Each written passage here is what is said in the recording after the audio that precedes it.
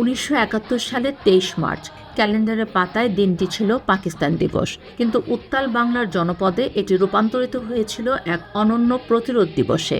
1940-এর লাহোর প্রস্তাবের স্মৃতি নয়, বরং 54 বছরের শৃঙ্খল ভাঙার এক চূড়ান্ত মহড়া দেখেছিল সেদিন সারা বিশ্ব।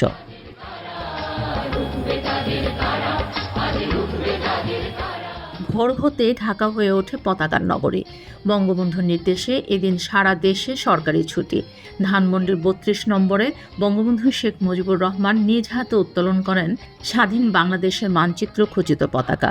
সেনানিবাস আর গভর্নর হাউস ছাড়া সচিবালয়, হাইকোর্ট, এমনকি বিদেশি কনসুলেটগুলোতেও সগৌরবে উঠতে থাকে সবুজের মাঝে লাল বৃত্ত আর সোনালী মানচিত্রের সেই প্রিয় পতাকা।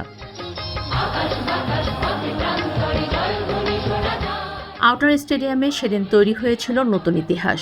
জয় বাংলা বাহিনীর বিশাল সামরিক মহড়া। ছাত্রনেতা নূরে আলম সিদ্দিকী, শাহজাহান সিরাজ, আসম আব্দুর রব এবং আব্দুল কুদ্দুস মাখন, যাদের বাংলার মানুষ জানত চার খলিফা নামে, তাদের অভিবাদন জানায় অগণিত ছাত্র জনতা।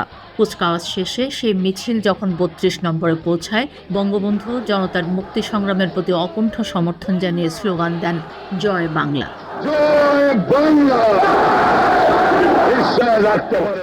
রাজপথের পাশাপাশি প্রতিরোধ গড়ে তুলেছিল গণমাধ্যম কর্মীরাও।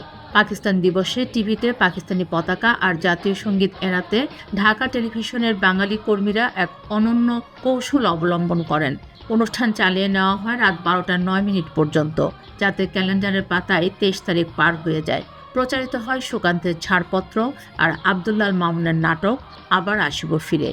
শহীদ জননী জাহানারা ইমামের 71-এর দিনগুলোতে আজও জীবন্ত হয়ে আছে সেই রোমাঞ্চকর রাতের স্মৃতি। একদিকে যখন আলোচনার নামে প্রহসন চালাচ্ছিলেন ইয়াহিয়া খান, অন্যদিকে তখন পশ্চিম পাকিস্তান থেকে আসছিল সমরাস্ত্র আর সৈন্য। বঙ্গবন্ধু বুঝেছিলেন আলোচনার পথ রুদ্ধ হয়ে আসছে। তিনি দৃপ্ত কণ্ঠে ঘোষণা করেন, বাংলার মানুষ কারো করুণার পাত্র নয়। আপন শক্তির দুর্জয় ক্ষমতা বলেই তারা স্বাধীনতার লাল সূর্য ছিনিয়ে আনবে।